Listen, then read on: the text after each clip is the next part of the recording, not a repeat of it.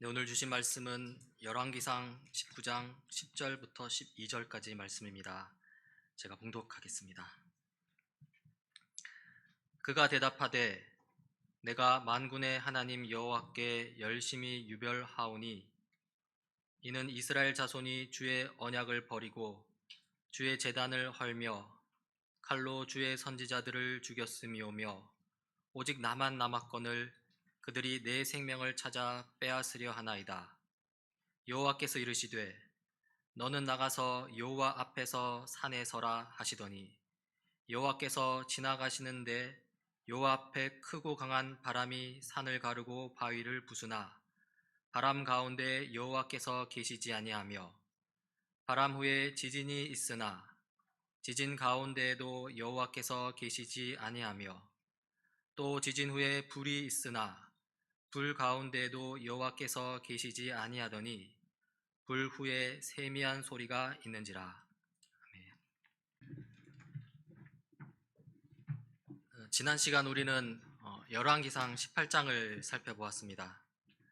거기서 먼저 오바댜의 힘겨운 삶을 볼 수 있었죠. 하나님의 선지자들을 닥치는 대로 잡아 죽이는 이세벨을 피해서 선지자 100명을 동굴에 숨겨서 겨우겨우 먹여 살리고 있습니다. 하지만 그것만 해도 대단한 것입니다. 오바댜는 자신의 위치에서 자기가 할 수 있는 최선을 다했습니다. 한편 우리는 그 이후 엘리야의 완벽한 승리를 볼 수 있었습니다. 바알 우상 숭배자 450명을 그대로 물리쳤습니다. 온 백성이 지켜보는 앞에서 바알 우상은 아무것도 할 수 없었습니다. 왜냐하면 바알 우상은 아무것도 아니거든요. 하지만 온 백성이 지켜보는 앞에서 하나님은 강한 불로 나타나셨습니다. 그리고 하나님의 하나님 되심을 드러내셨습니다. 이렇게 승리를 하고 나서 어떻게 되었는지 보십시오. 열왕기상 18장 40절입니다. 엘리야가 그들에게 말하였다. 바알의 예언자들을 잡아라. 한 사람도 도망가게 해서는 안 된다. 백성은 곧 그들을 사로잡았고 엘리야는 그들을 데리고 기손 강가로 내려가서 거기에서 그들 450명을 모두 죽였다. 이 중립적인 태도를 취하던 백성들이 변했죠. 엘리야와 함께 이 백성들이 바알 예언자들을 처단합니다. 자, 그런데요, 여기서 우리가 기억해야 할 사실이 있습니다. 원래 엘리야가 계획했던 것은 바알 예언자 450명만이 아니었습니다. 이 대결이 이루어지기 전, 이 18장 19절인데요, 이제 사람을 보내어 온 이스라엘을 갈멜산으로 모아주십시오. 그리고 이세벨에게 녹을 얻어먹는 바알 예언자 450명과 아세라 예언자 400명도 함께 불러주십시오. 이 대결이 성사되기 전에 이 바알 예언자 450명만이 아니라 아세라 예언자 400명도 함께 불러달라고 했습니다. 하지만 바알 예언자 450명만 왔고요, 그 결과 아세라 예언자 400명은 지금 여전히 건재합니다. 이 바알은 남자 우상입니다. 그리고 아세라는 여자 우상입니다. 이것이 무엇을 의미하겠습니까? 아합 왕의 바알은 무너졌을지 몰라도 이세벨 왕비의 아세라는 무너지지 않았다는 것입니다. 이런 상황에서 우리는 이 열왕기상 19장으로 들어서게 됩니다. 1절인데요. 아합은 엘리야가 한 모든 일과 그가 칼로 모든 예언자들을 죽인 일을 낱낱이 이세벨에게 알려주었다. 이 성경 구절에 나타난 이 아합의 모습은 어떠합니까? 친구에게 얻어맞은 아들이 엄마에게 쪼르르 달려가서 일러 바치는 모습입니다. 아주 유약해 보이죠? 여기서 우리는 북이스라엘의 실질적인 지배자가 누구인지 보게 됩니다. 바로 이세벨입니다. 그 이세벨이 행동합니다. 2절입니다. 그러자 이세벨은 엘리야에게 심부름꾼을 보내어 말하였다. 네가 예언자들을 죽였으니 나도 너를 죽이겠다. 내가 내일 이맘때까지 너를 죽이지 못하면 신들에게서 천벌을 달게 받겠다. 아니, 그보다 더한 재앙이라도 그대로 받겠다. 이세벨이 엘리야에게 심부름꾼을 보냈다고 하죠. 협박 편지를 보냈다는 것입니다. 이 협박 편지를 받은 엘리야는 어떻게 반응했을까요?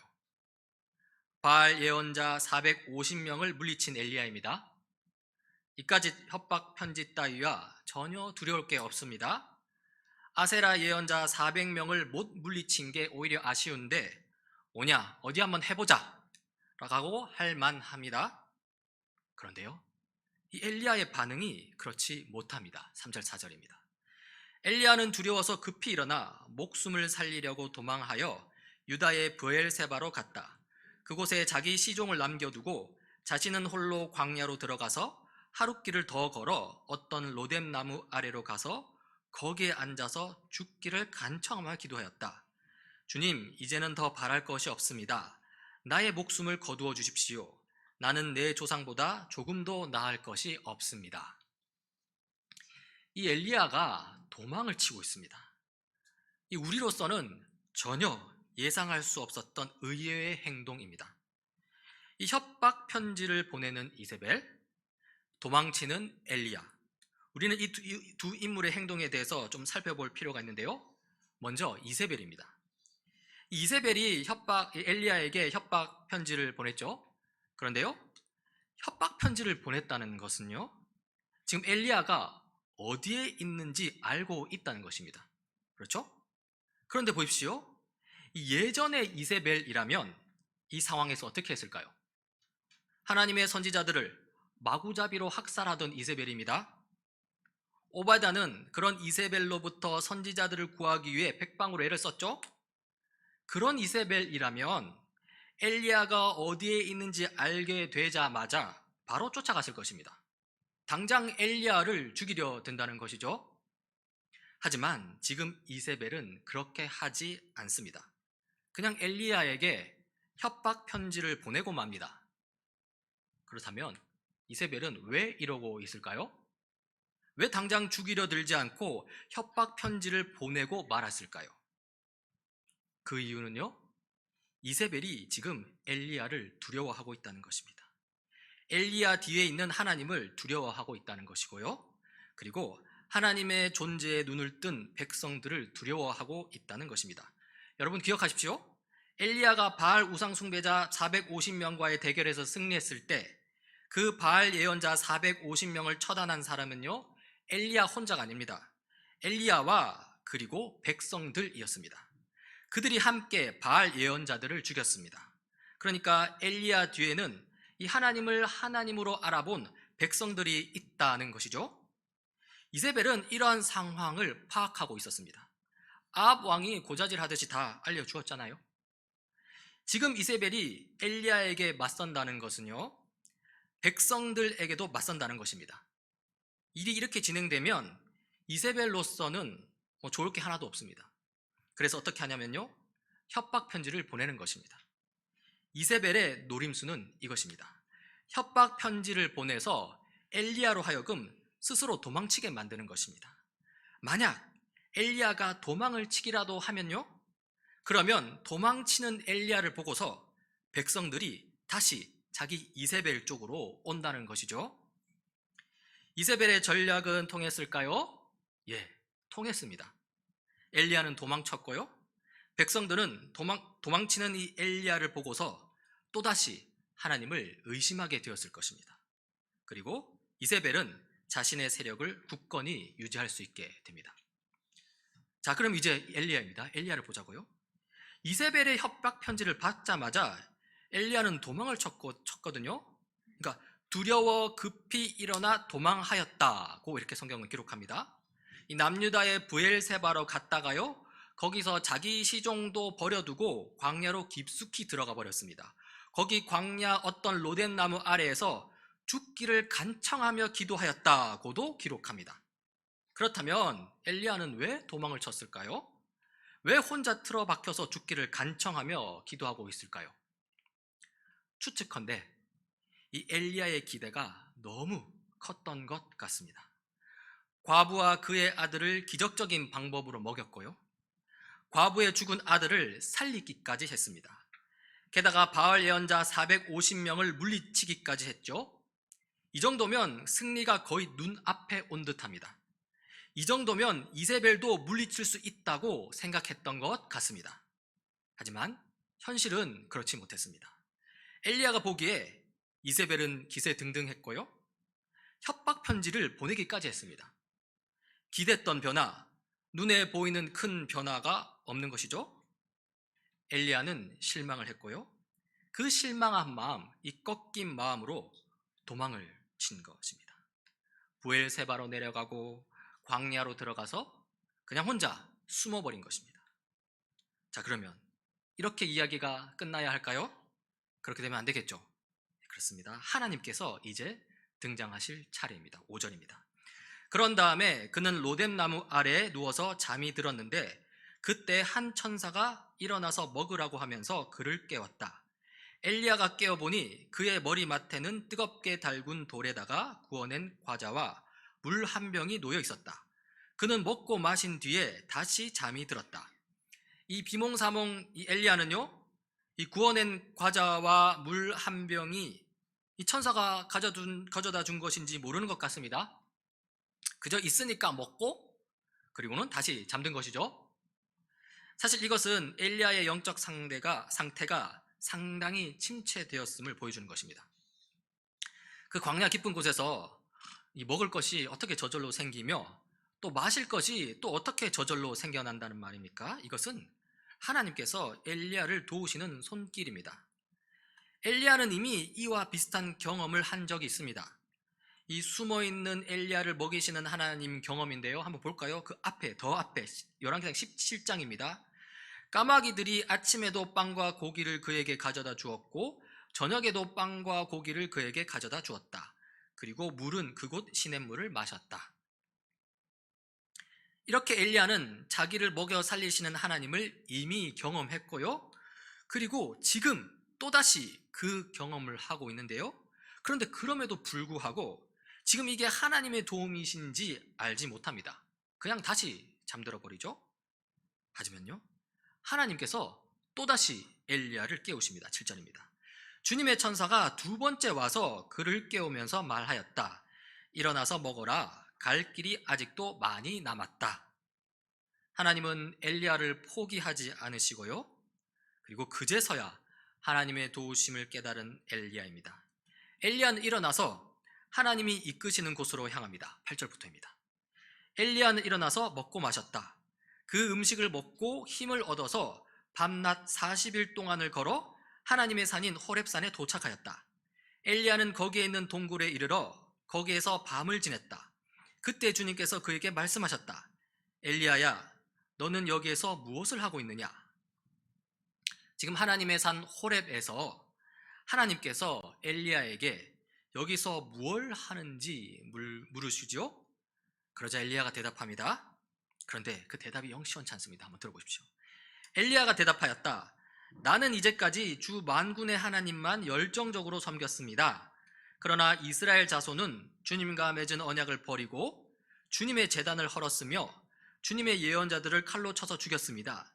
이제 나만 홀로 남아있는데 그들은 내 목숨마저도 없애려고 찾고 있습니다. 우리는 이 엘리야의 대답 속에서 의아함을 느낍니다. 이 바로 얼마 전에 하나님께서 이 주님의 제단에 큰 불을 내리심으로써 엘리야에게 승리를 주셨고요, 또 바알 우상 숭배자들, 예언자들 그 450명을 백성과 함께 쳐 죽였습니다. 그런데 엘리야는 지금 어떻게 말하고 있습니까? 주님의 제단에서 큰 불의 역사가 일어났던 것을 목격했음에도 불구하고요, 지금에 와서는 주님의 제단이 오히려 헐렸다고 합니다.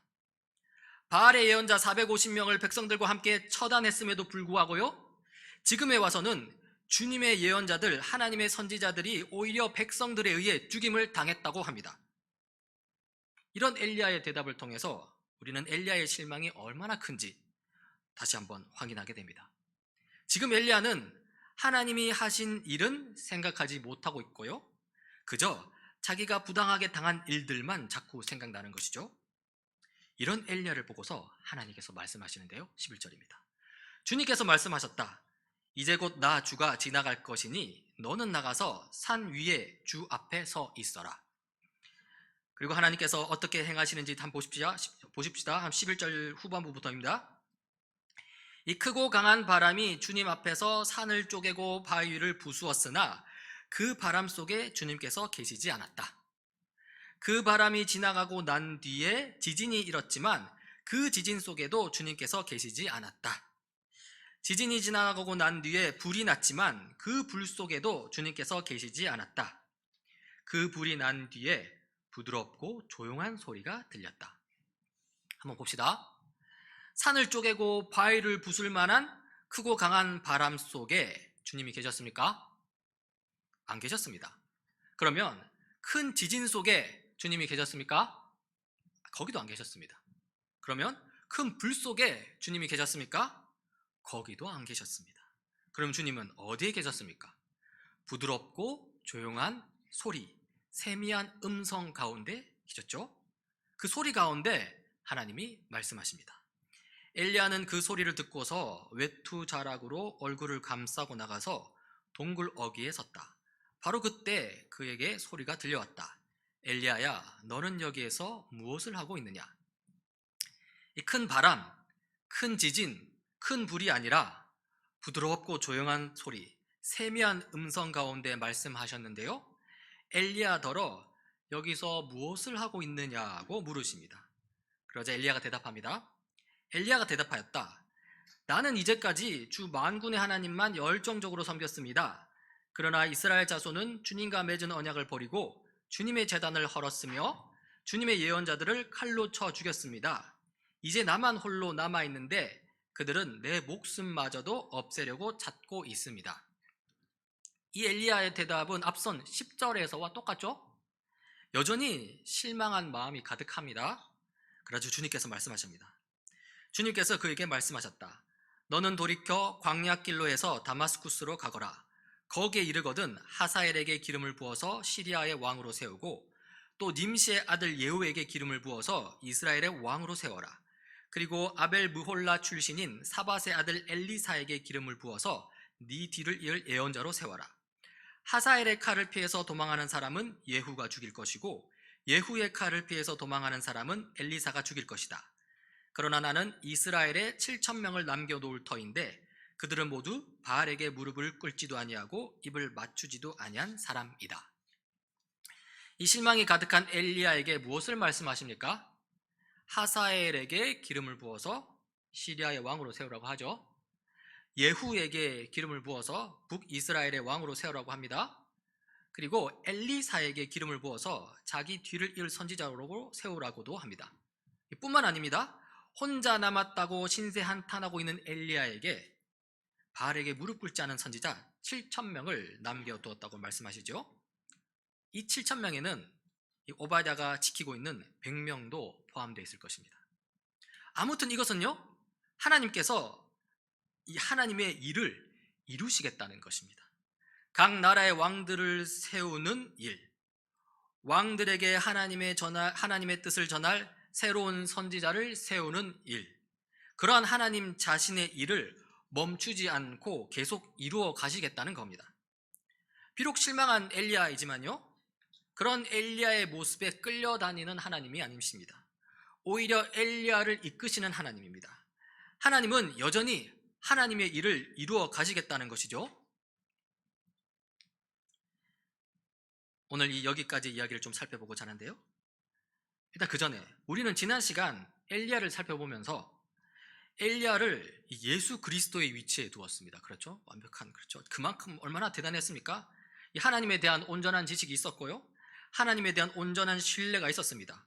크고 놀라운 일도 일으켰죠. 바알 예언자 450명을 물리쳤고요. 그리고 자세히 살펴보진 않았지만 이 엘리야를 통해 3년 6개월의 가뭄을 끝내는 비가 내리기도 했습니다. 엄청나죠. 그런데 오늘 엘리야에게서는 그러한 위대한 모습을 전혀 찾아볼 수 없습니다. 약하고 의심 많은 엘리야일 뿐입니다. 엘리야가 이렇게 약해진 이유가 무엇인가 했을 때 이 두 가지 정도의 이유를 찾을 수 있습니다. 먼저 첫 번째 이유는요, 바로 엘리야가 너무 큰 기대를 가지고 있었다는 것입니다. 이 섣부른 기대였고요, 그 기대가 충족되지 못하자 곧바로 실망으로 연결되고 만 것이죠. 결국에는 절망에 빠지는 수준에 이르게 된 것입니다. 그래서 도망치고 죽여달라고 간청하고 기도한 것입니다. 그리고 엘리야가 약해진 두 번째 이유는요, 엘리야가 이 미래를 향한 너무 큰 기대에 빠져버린 나머지 또 하나의 중요한 시간축인 이 과거를 잊어버렸다는 것입니다. 어떤 과거를 잊어버렸다는 것입니까? 바로 과거 하나님께서 하신 위대한 일을 잊어버린 것이죠. 어느 정도였습니까? 이 주님의 제단에서 하나님께서 큰 불을 일으키신 것은 까맣게 잊어버리고요, 오히려 주님의 제단이 무너진 것만 기억하고 있습니다. 바알 예언자 450명을 처단한 것은 까맣게 잊어버리고요, 오히려 주님의 예언자들이 죽임당한 것만 기억하고 있습니다. 그러면서 혼자만 남았다고 신세한탄하고 있는 것이죠. 엘리야의 기억이 크게 왜곡되어 버린 것입니다. 이렇게 미래에 대한 잘못된 기대를 가졌고요, 과거에 대한 하나님 기억을 잊어버리면서요, 이 영악한 이세벨의 전략에 그냥 홀라당 넘어가 버린 것입니다. 도망치기 바빴고요, 하나님을 원망하기 바빴던 것입니다. 이런 상황에서 이 하나님께서 엘리야에게 어떤 방식으로 접근하셨습니까? 하나님께서 호렙산에서 엘리야에게 말씀하셨을 때죠, 큰 바람도 아니고요, 큰 지진도 아니고요, 큰 불도 아니었습니다. 오히려 부드럽고 조용한 소리, 세미한 음성으로 나타나셨습니다. 큰 바람도 아니고 큰 지진도 아니고 큰 불도 아니라는 것은요, 더 이상 큰 기적을 바라지 말라는 것입니다. 그 기적을 보고서 하나님을 믿겠다 하지 말라는 것입니다. 기적은 이미 충분하다는 것입니다. 오히려 이제는 그 기적의 의미를 생각해 보라는 것입니다. 기적 자체가 아니라 기적 너머에 계신 하나님을 묵상하고 생각해 보라는 것입니다. 묵상하고 생각하려면 어떻게 해야 합니까? 조용해야 합니다. 잠잠해야 합니다.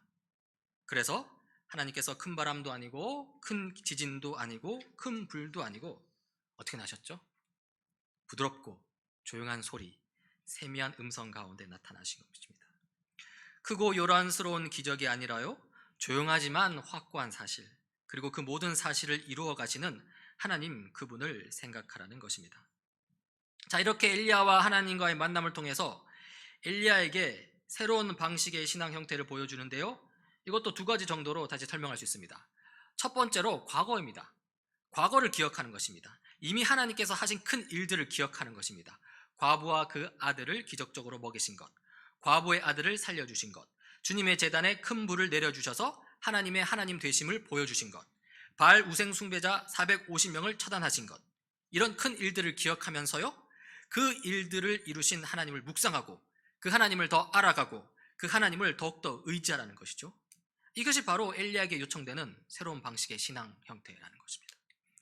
두 번째로 미래입니다. 미래를 품는 것입니다. 여기에서 중요한 것은요, 엘리야의 시간, 엘리야의 때를 고집하는 그런 헛된 기대를 품는 게 아니라요, 하나님의 시간, 하나님의 때를 따르는 그런 참된 기대를 가져야 한다는 것입니다. 엘리야의 시간과 하나님의 시간은 다릅니다. 엘리야가 기대하는 때와 하나님이 이루시려는 때는 다릅니다. 하나님이 엘리야에게 맞추는 것이 아니라요, 엘리야가 하나님에게 맞춰야 합니다. 하나님이 엘리야에게 맞추시기를 바라는 것은 헛된 기대에 불과합니다. 그러나 엘리야가 하나님께 맞추는 것은요, 그게 바로 참된 기대입니다. 그런 참된 기대를 해야 합니다. 그러면 이제 이 엘리야에게 요구된 새로운 방식의 신앙 형태를 우리에게 한번 적용해 봅시다. 먼저 우리가 기억해야 할 과거입니다. 우리가 기억해야 할 과거는 무엇입니까? 아마 우리 교우님들 각자가 신앙생활을 해오시면서 경험했던 특별한 일들이 있을 것입니다. 그것도 좋습니다. 그런 하나님 경험이 우리 신앙의 큰 자산이 되는 것은 분명한 사실입니다. 하지만요, 그것보다 더 크고 좋은 하나님 경험이 있습니다. 바로 예수 그리스도 십자가 사건 경험입니다. 우리는 예수님의 십자가 고통과 죽으심을 묵상해야 합니다. 이것이야말로 우리 신앙의 가장 큰 자산이 된다는 것입니다. 사실 자산 정도가 아니라 우리 신앙의 본질이죠. 예수 십자가 사건은요, 하나님이 일으키신 기적 중에 가장 큰 기적입니다. 성자 예수님 입장에서 한번 생각해 보자고요. 죄인인 우리 대신에 거룩하신 하나님의 아들이 십자가 형벌을 당하셨다. 성자 예수님께서 겪으신 이 끔찍한 고통이고요, 우리 상식으로는 불가능한 일이 벌어진 것입니다. 성부 하나님 입장에서도 한번 보자고요. 죄인인 우리를 얻기 위해 자기 외아들을 십자가 형벌 가운데 내버리셨다. 이 성부 하나님께서 겪으신 끔찍한 고통이고요. 이것도 우리 상식으로는 불가능한 일입니다. 그런데 왜 이런 불가능한 일이 일어났죠? 왜입니까? 이유는 단 하나입니다. 우리를 사랑하셨기 때문입니다. 우리를 사랑하셔서 성자 예수님과 성부 하나님이 한 마음 한 뜻으로 십자가에 자신을 힘껏 내던지셨고요. 십자가를 향해 자기 외아들을 사정없이 내버리신 것입니다. 그리고 이 모든 하나님 고통 경험을 함께 실행하시는 분은 성령 하나님입니다. 아니, 왜 하나님이 고통을 당하셔야 합니까? 왜 하나님이 죽으셔야 합니까? 우리를 사랑하셨기 때문입니다. 이 하나님이 당하신 고통이요, 하나님이 죽으신 죽음으로 증명된 이 하나님의 사랑입니다. 따라서 우리가 십자가를 묵상하면 할수록 우리는 하나님의 사랑을 더욱더 확신하게 됩니다. 우리가 십자가를 제대로 묵상하게 된다면요, 우리는 절대로 하나님의 사랑을 의심할 수 없습니다. 엘리야에게 부드럽고 조용한 소리로 오신 하나님께서 오늘 우리에게도 부드럽고 조용한 소리로 오십니다. 십자가 기적에 나타난 그 사랑을 잊지 말라고 그렇게 속삭이시며 다가오십니다. 더 이상의 기적은 없어도 됩니다. 십자가로 충분합니다. 그 십자가 사랑이 우리 삶을 지탱한다는 것입니다. 저는 자녀들을 키우면서요, 아이들에게 가끔 하는 말이 있습니다. 지우야, 아빠는 너를 사랑한단다. 이렇게 말하죠. 그런데 이걸로 충분치 않습니다. 그래서 이렇게 말합니다. 지우야, 아빠는 너를 무조건 사랑한단다. 여기서 무조건이라는 말이 중요합니다. 조건을 따지지 않겠다는 것입니다. 자격을 따지지 않겠다는 것입니다. 네가 삶을 살아가면서 혹여나 나쁜 일을 저지르거나 힘든 일을 당했을 때, 그때 죄책감에 빠지거나 두려움에 빠져서 누구에게도 말하지 못할 그런 고통 가운데 있을 때, 그때 이 무조건이라는 단어를 생각해내라는 그 의도입니다.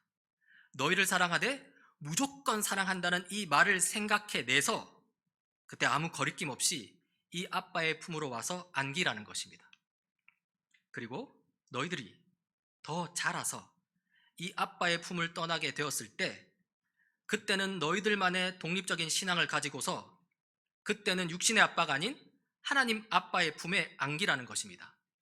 거기서 너희를 사랑하여 외아들 예수를 십자가에 내버리신 하나님 아버지의 사랑, 그 무조건적인 사랑을 기억해내라는 것입니다. 사도 바울이 이렇게 고백했죠. 나는 확신합니다. 죽음도 삶도 천사들도 권세자들도 현재일도 장래일도 능력도 높음도 깊음도 그 밖에 어떤 피조물도 우리를 우리 주 예수 그리스도 안에 있는 하나님의 사랑에서 끊을 수 없습니다. 사도 바울로 하여금 이렇게 고백할 수 있게 한 사건, 그 하나님 사랑의 결정체인 이 십자가 사건을 우리는 생각하고 묵상해야 합니다. 그리고 두 번째입니다. 이 엘리야에게 요구된 새로운 방식의 신앙 형태를 우리에게 적용하자면요, 두 번째는요, 우리는 미래에 대한 올바른 기대를 가져야 합니다. 헛된 기대가 아니라요, 참된 기대를 가져야 합니다. 이 헛된 기대와 참된 기대의 차이는요, 아까 말씀드렸다시피 그 기대의 때와 시간이 어디에 달려 있느냐에 있습니다. 그 기대의 때가 나의 손에 달려 있다면요, 그것은 헛된 기대입니다. 그러나 그 기대의 시간이 하나님의 손에 달려 있다면요, 그것은 참된 기대입니다. 그 기대의 시간이 나의 수중에 있다면요, 그렇다면 우리가 흔히 말하는 바 성공주의로 빠질 수밖에 없습니다. 성공주의가 뭡니까? 이 땅에서의 성공이 최고의 가치가 되는 것이죠. 그러나 이 성공주의는 너무나 자주 우리를 실망에 빠뜨립니다. 세상 일이 우리 생각대로 안 됩니다. 그만큼 실망에 빠지는 것이죠. 오늘 엘리야가 지금 이와 비슷한 상황에 빠져 있는 것입니다. 더군다나 죄로 인해 타락한 세상이라고 한다면요, 하나님 신앙에 굳건히 서지 못한 성공주의는요, 곧 타락한 성공과 직결되기 십상입니다. 성공하긴 했는데 타락했더라 이러면 그게 다 무슨 소용입니까? 오히려 그건 정말 최악의 실패입니다. 그러니 나의 손에 달린 기대의 때와 시간이 아니라요, 하나님의 손에 달린 기대의 때와 시간을 바라보아야 합니다. 그러면 무엇이, 언제가 하나님의 손에 달린 기대의 때일까요? 바로 예수님 재림의 때입니다. 그때는 우리가 절대로 알 수 없는 때이고요, 우리 손에 안 달렸습니다. 결코 우리 손에 달릴 때가 아니라는 것이죠. 그야말로 하나님께 달린 것입니다. 하지만요, 언제인지는 몰라도 그때는 반드시 옵니다. 그리고 그때가 오면, 그날이 오면 모든 것이 변합니다. 눈물은 기쁨이 되고요, 고통은 즐거움이 되고요, 두려움은 평강이 됩니다. 사도 바울은 그때 그 시간을 올바르게 기대하면서 이렇게 고백했습니다.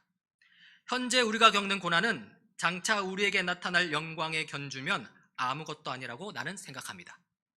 지금 우리가 겪는 일시적인 가벼운 고난은 비교할 수 없을 정도로 영원하고 크나큰 영광을 우리에게 이루어 줍니다. 나의 욕심으로 오염된 헛된 기대가 아니라요, 하나님의 계획이 실행되고 성취된 그 시간에 오는 참된 기대를 우리 마음에 품어야 합니다. 자, 지금까지 우리는 과거와 미래라는 두 시간축을 중심으로 우리 삶을 돌아봤는데요, 그러면 이 두 시간축 사이에서 우리는 어떻게 살아야 할까요? 이 질문을 답하기 위해서 우리는 엘리야에게 새로운 방식의 신앙 형태를 제시하고 나서는요, 그 다음에 사명을 주시는 하나님을 다시 살펴야 합니다. 그 부분을 다시 한번 읽어보겠는데요, 열왕기상 19장 15절 16절입니다. 주님께서 그에게 말씀하셨다. 너는 돌이켜 광야길로 해서 다마스쿠스로 가거라. 거기에 이르거든 하사엘에게 기름을 부어서 시리아의 왕으로 세우고 또 님시의 아들 예후에게 기름을 부어서 이스라엘의 왕으로 세워라. 그리고 아벨 무홀라 출신인 사밧의 아들 엘리사에게 기름을 부어서 네 뒤를 이을 예언자로 세워라. 어떻습니까? 엘리야더러 시리아 왕도 세우고 북이스라엘 왕도 세우고 저 왕들을 선도할 후계 선지자도 세우라고 하시죠. 그야말로 거대한 사명입니다. 그리고 그 사명 이면에 하나님의 주권적인 역사하심이 분명히 나타나 있습니다. 엘리야야, 너는 실망하고 있을지 모르지만 나는 아니다. 나는 너를 통해 나의 원대한 계획을 끝끝내 이루어 갈 것이다 라고 말씀하시는 것이죠. 그리고 이 말씀은 오늘날 우리에게도 마찬가지로 주어지는 말씀입니다. 하나님께서 우리를 사용하시고자 합니다. 그러니 하나님이 사용하시기 좋도록 우리를 단련시켜야 합니다. 어떻게 해요? 과거 예수 십자가 사건을 기억하고요, 미래 예수님 다시 오심을 기대하는 것입니다. 그리고 그 두 시간 사이에서 오늘 내게 주어진 사명을 감당하는 것입니다. 지금 교우님 여러분이 하시고 있는 그 직업, 그 일터, 그 자리에서 하나님의 영광을 드러내도록 하는 것이죠. 비록 쉽지 않은 사명의 길이지만요, 그러나 오늘 말씀을 잘 생각해 보면 무엇보다 든든한 사명의 길입니다. 과거를 돌아보면요, 예수 십자가 사건에 나타나는 나를 향한 하나님의 무조건적인 사랑이 나를 받쳐주고 있고요, 미래를 바라보면요, 예수님 재림 사건에 나타나는 나를 향한 하나님의 영광스러운 기쁨이 나를 이끌어주고 있거든요. 예수 십자가 사건을 기억해내시길 바랍니다. 예수 재림 사건을 기대하시길 바랍니다. 그리하여 과거와 미래 사이, 지금 여기 오늘을 힘차게 살아내는 우리 모두가 되길 간절히 바랍니다. 기도하시겠습니다. 하나님 아버지, 과거 예수 십자가 사건을 기억하며 하나님 아버지께서 베푸신 그 무조건적인 사랑에 감격합니다. 미래 예수 다시 오심 사건을 기대하며 하나님 아버지께서 주시는 그 영광스러운 소망의 힘을 얻습니다. 주님, 지금 여기를 사는 우리의 참된 목자가 되셔서 세상 끝날까지 우리와 함께 하시며 끝까지 우리를 인도하여 주옵소서. 예수님 이름으로 기도드립니다. 아멘.